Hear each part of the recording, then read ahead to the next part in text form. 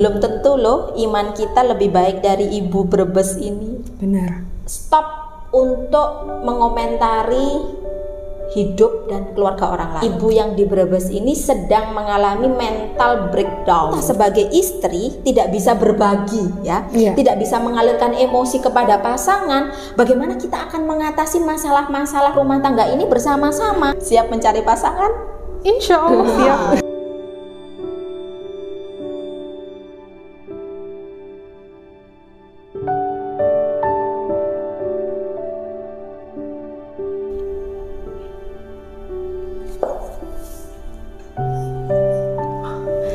Assalamualaikum warahmatullahi wabarakatuh, Sister Jamila. Dalam rangka bulan Ramadan, bulan penuh berkah ini, kita tetap menuntut ilmu di Albina Project. Namun, untuk menggantikan format kajian Sister Jamilah di Jamilah Jamaah Muslimah Albina yang setiap hari Kamis, kita mengganti format dengan format podcast ya Bunda ya. Ya, jadi kan biasanya kita ketemu lewat Zoom meeting. Betul, Bunda. Dan kita menggali topik-topik lewat grup WhatsApp Jamila. Betul. Ya, teman-teman Sister Albina yang ada di grup WhatsApp ya, tetap silakan berinteraksi di situ. Kita bisa terus berdiskusi dan topik-topik yang untuk kita angkat sebagai proses belajar akan kita tampilkan di podcast Jamila. Bagi teman-teman yang ingin memberikan saran, topik-topik untuk didiskusikan bersama, bisa komen atau bisa langsung chat di grup WA Jamilah. Bisa juga komen di channel YouTube kita ini ya. Betul. Oke, Miss Mia, saya penasaran. Tadi Miss Mia serius banget. Apa di HP ada isu menarik apa yang lagi viral kok Miss Mia lagi serius banget tadi? Iya Bunda, ini loh saya barusan baca artikel yang lagi rame banget diberitakan ada ibu di Brebes sedang diproses karena terlibat kriminal ke anaknya Bunda. Oh iya. Jadi banyak netizen yang berkomentar ini itu. Jadi saya bingung harus mengambil apa ya yang bisa ini dari ibu ini gitu loh. Dan permasalahannya seperti apa sih Bunda? Saya tuh nggak bisa memahami. Kan ya sama-sama sebagai muslimah ya Bunda, saya juga prihatin terhadap ibu tersebut gitu. Kalau menurut Bunda, kita tuh harus bagaimana menyikapi kejadian seperti ini? Iya, saya juga coba mencari beberapa informasi ya, karena memang lagi viral seorang ibu di Brebes ini yang saudara kita ya, kan juga beliau muslimah berhijab dan saya yakin ada masalah-masalah hidup yang sedang dihadapi dan kemudian hidup membawanya pada fase yang seperti ini begitu. Menurut Miss Mia, apa yang membuat seseorang melakukan hal-hal yang mungkin ya secara norma sosial tidak bisa kita terima? Menurut Miss Mia kenapa? Kalau dilihat dari segi ibu ini, ya ada faktor internal sama eksternal Bunda. Oke. Kalau saya mengamati ada sesuatu dari diri beliau yang wrong. Ada dari beliau itu kalau diajak bercakap juga seperti video yang beredar sedikit tidak nyambung Bunda. Oh. Gitu. Jadi apakah dari diri beliau itu ada yang salah? Netizen juga banyak berkomentar akhirnya. Apakah dari psikologi beliau ini ada masalah? Ada masalah, sedang butuh perhatikan care yang lebih gitu Bunda. Jadi kalau saya ngelihat sedikit banyak saya juga setuju dengan netizen. Kenapa tidak didalami dulu kejiwaannya Bunda? Gitu loh. Ya, menurut saya karena saya ini kan menangani orang-orang dengan dinamika kejiwaan yang bermacam-macam ini juga sudah lama ya. Ketika seseorang menghadapi sebuah persoalan, selalu ada faktor internal dan ada faktor eksternal, gitu. Jadi memang nggak mungkin ini single fact begitu, nggak mungkin. Jadi pastinya ketika seseorang sampai pada titik yang kita anggap ini sesuatu yang sangat besar ya untuk dilakukan dalam hidup, nah itu ada banyak faktor yang menyebabkan. Ya mungkin misalnya kalau kita runtut ya, ada cerita ibu ini punya masalah sama suaminya. Berarti ini kan faktor eksternal ya, yang mungkin juga memicu tekanan batin dalam dirinya. Iya. Diceritakan pula ibu ini juga punya masa kecil yang ada masalah. Itu juga tekanan yang lain, begitu ya. Diceritakan pula kondisi ekonomi keluarga ini juga ada masalah. Itu juga faktor eksternal, gitu ya. Jadi ada dinamika dalam ibu ini yang secara internal dan eksternal berpadu, sehingga kemudian menimbulkan masalah yang apa ya? Kalau saya bilang seperti gelindingan bola salju ya, Bunda. Semakin jadi semakin besar. Mungkin di dalam internal ibu itu sudah menyimpan masalah ya dari masa kecilnya. Kita pernah bahas ini loh. Iya, benar-benar di Jamilah 1. Iya, self love is a must.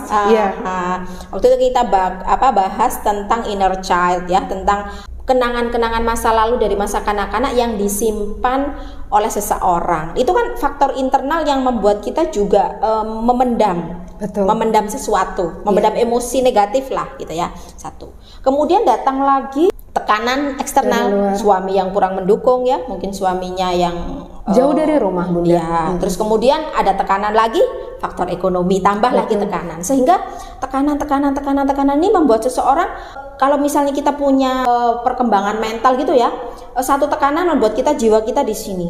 Kemudian ditambah satu tekanan lagi, jiwa kita turun lagi. Ada tekanan lagi, jiwa kita turun. Nah, kami teman-teman yang sedang punya perhatian tentang masalah kesehatan mental menyebut fenomena ibu yang di Brebes ini sedang mengalami mental breakdown. Jadi ibarat jiwa itu dia sedang berada di bawah sekali. Kita sering bilang titik terendah dalam pengendalian jiwa begitu ya. Sehingga mungkin akhirnya nampak bagi kita yang orang awam seolah-olah nurani logika itu tidak bekerja begitu. Mungkin itu yang nampak bagi kita. Miss Nia merasakan kira-kira ya dengan fenomena ini yang paling menderita atau yang menderita siapa aja? Saya ngelihatnya sih dari sudut pandang ibu itu sendiri. Ya, ibu itu sendiri. Lalu ketiga anak beliau, ya ketiga anaknya, keluarga yang ditinggalkan. Mungkin suaminya, ayah dari anak yang sudah meninggal itu, ya keluarga besar mereka. Iya. Ini adalah akhirnya timbul masalah-masalah baru ya, timbul masalah-masalah baru yang kita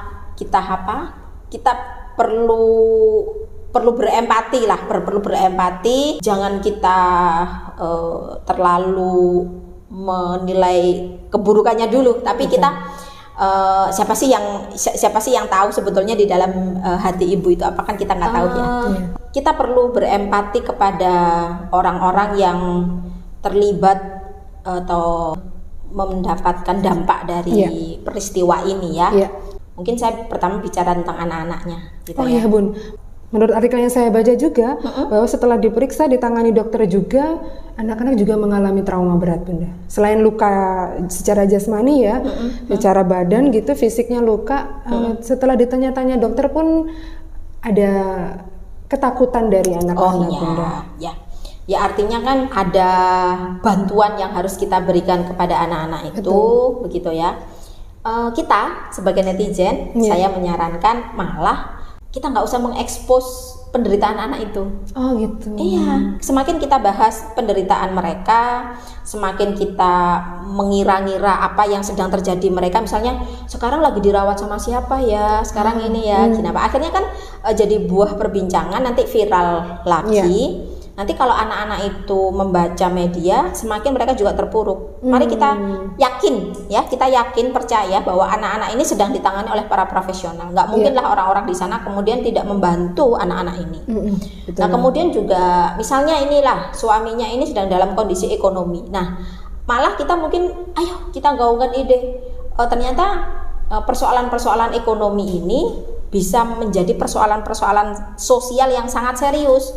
Apa sih yang harus dilakukan oleh teman-teman kita di lembaga-lembaga laksis ya, untuk menyentuh orang-orang ini ya, supaya mereka tidak terjebak pada permasalahan ekonomi yang kemudian menjadi permasalahan sosial serius gitu. Dibantu secara ekonomi. Kemudian juga berbicara tentang keluarga-keluarga mereka, mari kita berhati-hati ya. Misalnya kita mungkin bisa ngomong, wah itu pasti keluarganya berantakan gitu ya, makanya jadi terjerumus ke hal-hal seperti itu gitu. Stop untuk mengomentari hidup dan keluarga orang lain. Oke, jadi kita harus fokus dengan kebaikan apa yang bisa kita berikan sebagai orang yang sama-sama tidak tahu banyak, tapi nggak makin nambah masalah ini jadi runyam dan perdebatan yang nggak habis-habis di media sosial. What a wise word. Terima kasih Bunda. Nah ini Bunda, boleh saya kembali ke si ibu. Nah kalau dilihat juga ada yang bilang kalau itu tuh masalah ibunya kurang iman. Jauh dari iman, jauh dari Allah, pendekatannya kurang. Makanya bisa dapat bisikan-bisikan goib. Nah, itu Bunda. Bunda memandangnya seperti apa? Kita harus berhati-hati untuk yang satu ini ya. Iya Bunda. Belum tentu loh iman kita lebih baik dari ibu Brebes ini. Benar. Siapa yang tahu? Benar. Siapa yang tahu ya? Karena iman itu ada di dasar hati seseorang. Hanya Allah yang tahu seberapa iman kita kepada Allah. Sangat tidak patut kita menghakimi keimanan seseorang itu kurang, jelek, tidak baik. Sementara mungkin kita juga iman kita mungkin juga biasa-biasa saja. Gitu ya. Saya lebih tertarik begini. Kalaulah kita punya pandangan bahwa apa yang dilakukan oleh ibu ini tidak baik, sepakat. Bahkan mungkin di dalam Islam perbuatan ini adalah perbuatan yang sangat berdosa, setuju ya. Supaya kita sebagai sesama muslim tahu janganlah kita sampai terjebak ke sana, begitu. Tetapi sebetulnya Allah berkuasa untuk menjadikan peristiwa ini terjadi. Ternyata Allah mengizinkan ada seorang ibu melakukan sesuatu yang tidak baik kepada anaknya, yang seharusnya malah seorang ibu harus menjaga anaknya. Sebetulnya Allah ingin memberikan kita hikmah apa? Nah, untuk meningkatkan keimanan kita sendiri.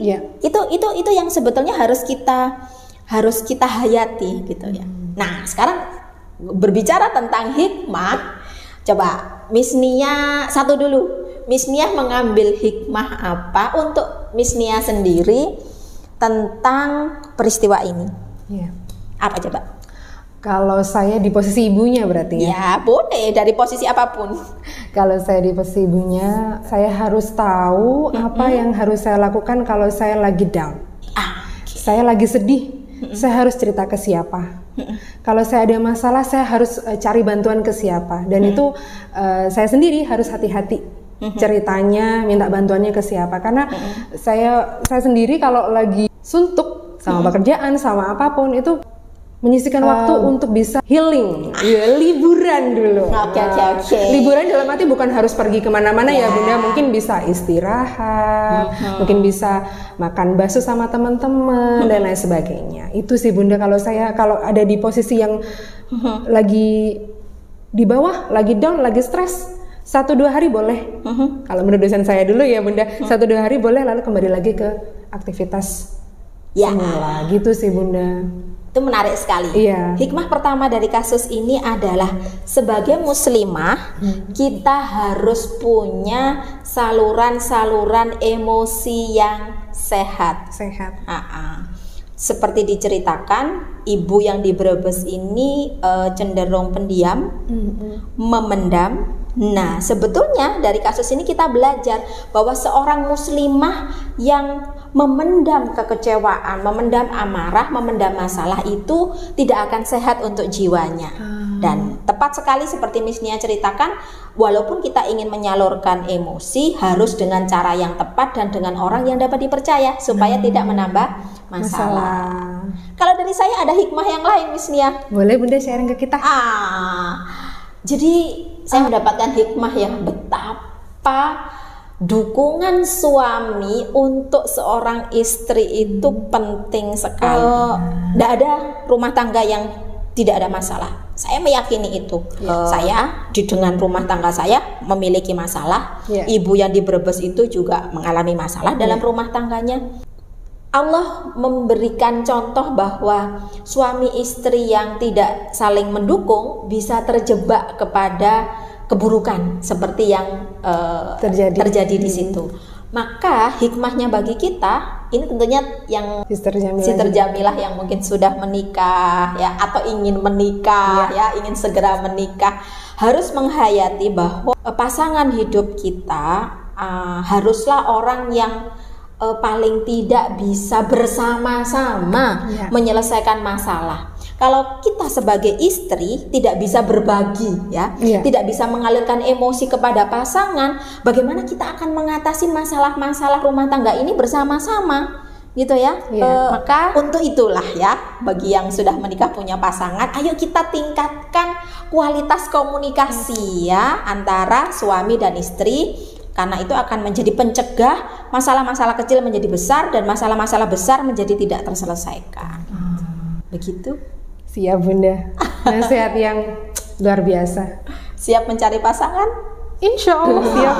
Baik Sister Jamilah, itu dia pembahasan kita untuk topik kali ini. Semoga kita bisa mengambil hikmah dari kejadian-kejadian sekitar kita dan tetap meningkatkan kualitas diri untuk menjadi muslimah yang lebih baik. Terima kasih Bunda untuk hari ini. Wassalamualaikum warahmatullahi wabarakatuh.